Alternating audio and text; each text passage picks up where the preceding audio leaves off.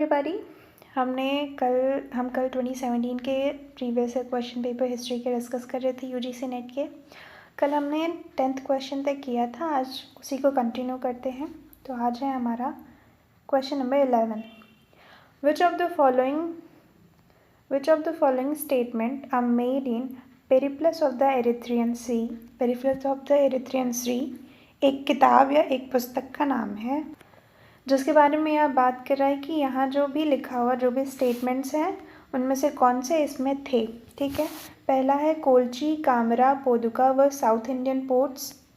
दूसरा है ivory was produced in Dosarene, ivory यानी कि हाथी दांत। Okay, large ship called Kolandia, sail to Ganga and Chryse या क्रैश। कोलंदिया नामक बड़े पोत गंगा तथा क्रैश की ओर रवाना होते थे। चौथा है Masalia led to south of Muziris. तो इसका आंसर है पहला, कोलची और कामरा एंड पोदुका, ये सही है। हाथी दांत मिलते थे दोशारने में या प्रोड्यूस होते थे, वो भी सही है। तीसरा भी सही है, लार्ज शिप काल कोलांदिया शेल टू गंगा। तो हमारा आंसर हो जाएगा 1 2 3। ओके, अब थोड़ी ये बात कर लेते हैं।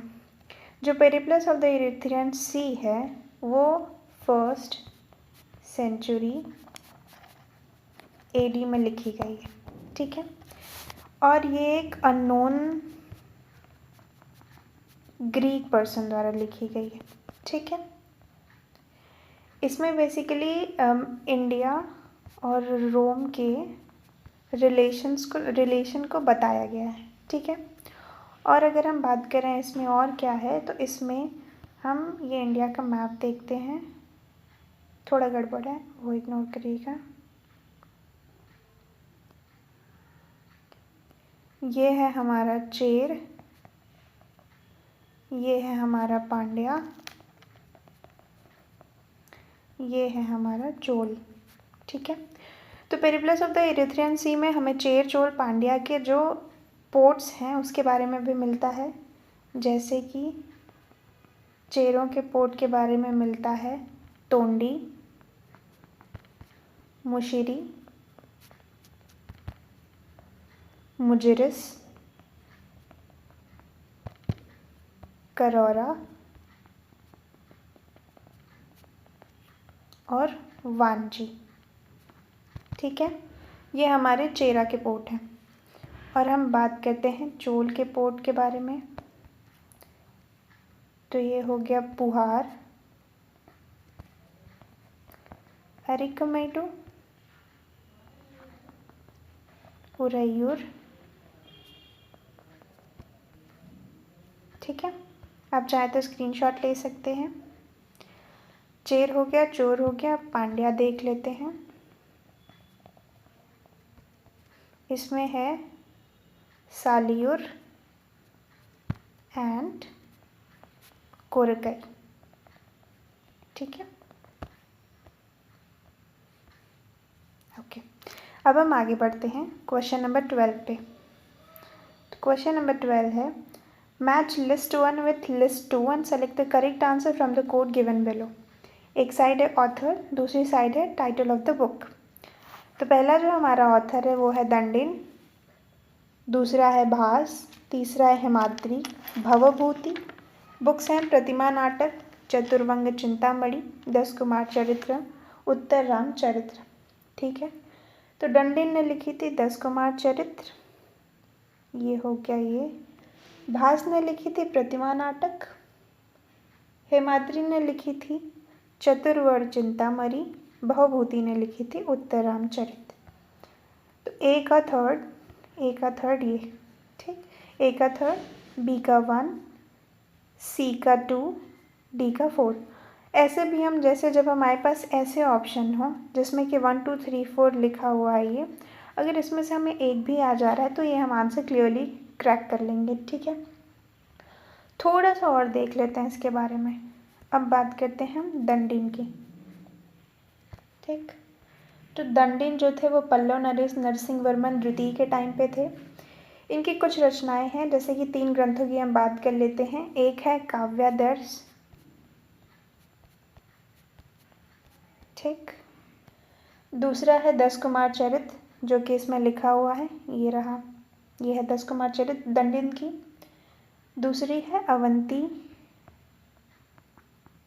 सुंदरी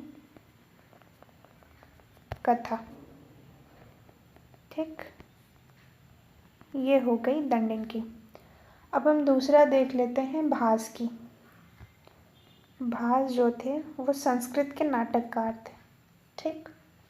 इन्होंने टोटल 13 नाटक लिखे हैं, पर हम कुछ ही देख लेंगे। एक प्रतिमा नाटक क्वेश्चन में ही है। दूसरा है स्वप्नवास वत्यता, स्वप्नवास वत्यता, ठीक। एक है दरिद्र चारुदत्त, ठीक।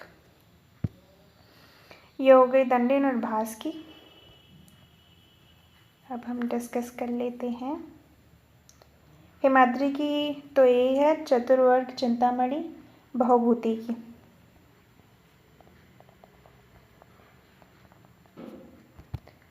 बहुभूति ने लिखी है मालती माधव,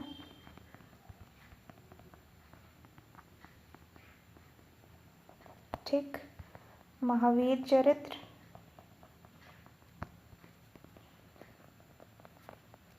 और उत्तर रामचरित, ये 3 हो गए भवभूति, ठीक है। अब हम चलते हैं नेक्स्ट क्वेश्चन पे। 13 given below are 2 statement, one labelled as assertion and other as reason. इस टाइप के क्वेश्चन खूब सारे आते हैं यूजीसी नेट के पेपर में। पहला असर्शन है Fahien visited India during the time of Chandragupta द्वितीय। फाहियान जो है चंद्रगुप्त द्वितीय के टाइम इंडिया आया था। दूसरा, ही डिस्क्राइब चंद्रगुप्त द्वितीय as ruling from his capital at Pataliputra, ठीक है। तो इसमें हमारा आंसर हो जाएगा थर्ड वन, क्योंकि ए तो सही है, फाहियान चंद्रगुप्त द्वितीय के टाइम पे आया था, करेक्ट। पर दूसरा कि वो पाटलिपुत्र से रूल करते हैं, that is not correct, okay. जो फाहियान है वो चंद्रगुप्त द्वितीय के टाइम पे आया था, उसने इंडिया की कल्चरल हिस्ट्री बताई है, या उसने जो भी अपना यात्रा वृत्तांत लिखा उसमें कल्चरल हिस्ट्री लिखी है, ठीक है। उसने पॉलिटिकल हिस्ट्री नहीं डिस्कस की है, ना ही उसने जो भी उसने पूरा विवरण लिखा है उसमें कहीं भी सम्राट का नाम लिखा है, ठीक है। तो उसकी वजह से सेकंड गलत हो जाता है। Question number 14 arrange the following astronomer in a correct chronological order. पहला ये, ऐसे क्वेश्चंस में हमें जब स्टेटमेंट में दिख जाए तो हमें साथ साथ में और एक्स्ट्रा नॉलेज मिल रही है तो वो भी याद करते रहना चाहिए। जैसे यहाँ लिख दिया फॉलोइंग एस्ट्रोनॉमर, मतलब कि ये सारे जो हैं वो एस्ट्रोनॉमर हैं, ठीक है। पहला है आर्यभट्ट, दूसरा है ब्रह्मगुप्त, तीसरा है लगाद, चौथा है वारामिहिर। तो ये हमारा करेक्ट क्रोनोलॉजिकल ऑर्डर हो जाएगा। सबसे पहले होगा लगाद, ये हो गया थर्ड। ले, ये हमारे पास एक ही ऑप्शन है, तो आंसर थर्ड इज राइट। सबसे पहले आए थे लगाद, फिर आए थे आर्यभट्ट, फिर आए थे वारामिहिर, फिर आए थे ब्रह्मगुप्त। लगाद की जो डेट कहाँ गए, लगाद की जो डेट है वो है 700 से 600 BC, ठीक है। आर्यभट्ट है 476 AD अप्रॉक्स, ठीक। उसके बाद बात करते हैं वारामिहिर की। वारामिहिर है 550 AD, सॉरी ये 550 लिखा है, 3 ना समझिएगा आप लोग। ब्रह्मगुप्त है 598 AD, ठीक है। नेक्स्ट है match list 1 with list 2 and select the answer from the code given below. इसमें नेम ऑफ द किंग, राजा का नाम लिखा है, और टाइटल उपाधि, या हिंदी में इसको विरुद्ध बोलते हैं, विरुद्ध, मतलब हिंदी से आए तो कंफ्यूज नहीं होइएगा। पहला है नरसिंहवर्मन तेल्लारिरंद, दूसरा है कुलोत्तुंग प्रथम वातापीकोंडा, तीसरा है नंदीवर्मन तृतीय क्षत्राश्रय, चौथा है पुलकेशिन द्वितीय सुंगमत विरत, ओके। हमें मैच द कॉलम करना है, तो नरसिंह वर्मन का हो जाएगा वातापी कोंडा, ठीक है, ओके। कुलोत्तुंगा प्रथम हो जाएंगे सुंगम अवध, नंदीवर्मन तृतीय हो जाएंगे तिल्लारिंद, और पुलकेशिन तृतीय हो जाएंगे सत्याश्रय, ठीक है। एक सेकंड, ये रहा हमारा आंसर। थोड़ी सी जानकारी ले लेते हैं। सॉरी, मेरा गला खराब थोड़ा। नरसिंह वर्मन प्रथम जो थे वो पल्लव शासक थे, ठीक है। इन्होंने वातापी कोंडा की उपाधि कब ली थी? इन्होंने जो चालुक्य शासक पुलकेशिन द्वितीय है उसको पराजित किया था, तो उसकी राजधानी थी वातापी, उस पर अधिकार कर लिया था, उसी अवसर में उन्होंने वातापी कोंडा की उपाधि ली थी, ठीक है। दूसरे हैं कुलोत्तुंग प्रथम, ये जो हैं हमारे चोल शासक थे, ठीक है। तो इनको ये जो सुंगम तवृत, इसका मतलब होता है करों को हटाने वाला, ठीक है, ओके। नेक्स्ट है नंदीवर्मन तृतीय, ये पल्लव शासक थे, ठीक है। इन्होंने भी पांड्यों की सेना को तेल्लारू, कांची के पास एक जगह पड़ती है, वहाँ पे रोका था, वहाँ पे युद्ध हुआ था, वहाँ पे परास्त किया था, इसलिए इन्होंने लिल्लारिंद की उपाधि धारण की थी नंदीवर्मन तृतीय ने, ठीक है। चौथा है पुलकेशिन द्वितीय, ये बादामी या बोल दूँ चालुक्य शासक थे, ठीक है, ओके। नेक्स्ट आते हैं हम क्वेश्चन नंबर 16। क्वेश्चन नंबर 16 देख लेते हैं। Who among the following were not a south Indian mercantile या मैरिटाइम ऑर्गेनाइजेशन? इनमें से कौन सा दक्षिण भारतीय वाणिज्यिक समुद्री संगठन नहीं था? पहला है अंजुवडम, दूसरा है मणिग्रामम, तीसरा है एन्नुरुर, चौथा है महाजन, ठीक है। तो हमें ये पता है कि ये जो महाजन था ये कोई मर्केंटाइल ग्रुप नहीं था। महाजन जो थे ये ब्याज पे ऋण देते थे, ठीक है। महाजन ब्याज पर ऋण देते थे, ठीक है। तो आंसर इज फोर्थ। अब आते हैं question number 17। Which of the following statement are true in respect to the kingdom of Shri Vijay? Shri Vijay kingdom के रिस्पेक्ट में कौन सा सही है? Devapal of the Pala family granted village for the maintenance of a Buddhist monastery built by बालापुत्र देव। पाल वंश के देवपाल ने बालापुत्र देव द्वारा निर्मित बौद्ध मठ के निर्वाह के लिए एक गांव दान में दिए थे। दूसरा, Chola Rajaraja one had a cordial relation with the kingdom of Shri Vijay. Chola वंश के जो राजराज प्रथम थे उनके श्री विजय के साथ सौहार्दपूर्ण संबंध थे। तीसरा है, Rajendra one relation with Shri Vijay were initially friendly but later inimical. Shri Vijay के साथ राजेंद्र प्रथम के संबंध प्रारंभ में मित्रतापूर्ण थे परंतु बाद में उन्हें शत्रुता हो गई, ठीक।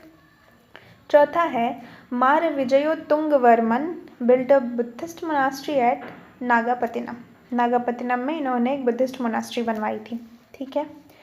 तो पहला हमारा सही है, दूसरा भी हमारा सही है, तीसरा भी हमारा सही है और चौथा। तो आंसर विल बी 1, 1, 2, 3, 4। अब बात कर लेते हैं किंगडम ऑफ श्री विजय है क्या।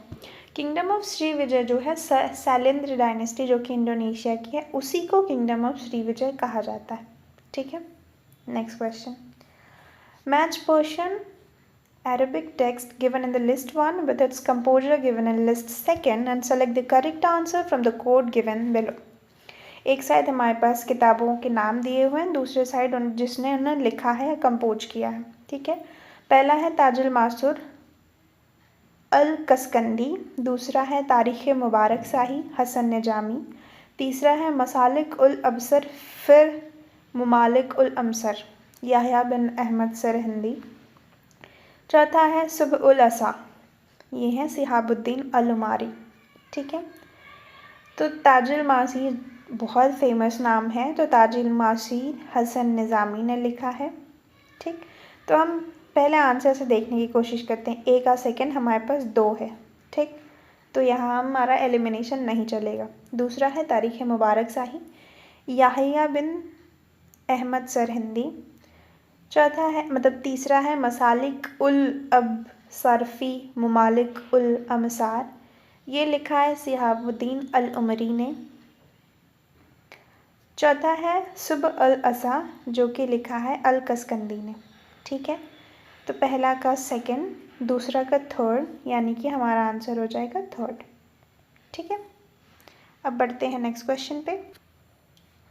नेक्स्ट क्वेश्चन है, during the entire period of खानी and kingship of well over 40 years, he never talked to बाजार people, the bass, mean, musicians and buffoons। अपनी लगभग 40 वर्षों की खानी बादशाहियत के दौरान उसने कभी बाजार के लोगों, निम्न तबके के लोगों, संगीतकारों और विदूषकों से बातचीत नहीं की थी। ये स्टेटमेंट, ठीक है, जियाउद्दीन बनी ने किसके लिए किया? ठीक है, तो जियाउद्दीन बनी ने किताब लिखी है तारीख़ फ़िरोज़ शाही, बाद में उन्होंने फतवा या जहांदरी भी लिखी है, पर जो ये स्टेटमेंट है ये लिखा है बलबन के लिए। आपने ऐसे भी पढ़ा होगा, उसने लौह और रक्त की नीति अपनाई थी, तो उस हिसाब से भी अगर आप सोचें तो ये आंसर आपको मिल जाएगा। ठीक है, तो आंसर इज़ बलबन। नेक्स्ट है, sorry, which of the following city was named Khizrabad by Alauddin Khilji after his son Khizr Khan. किस शहर का नाम अलाउद्दीन खिलजी ने अपने बेटे खिज्र खान के नाम पर खिजराबाद रखा था? इसका आंसर है चित्तौड़। ठीक है, तो आज के लिए इतना ही रखते हैं। बाकी के क्वेश्चन नेक्स्ट वीडियो में देखेंगे। ठीक है, तब तक के लिए बाय बाय, थैंक यू।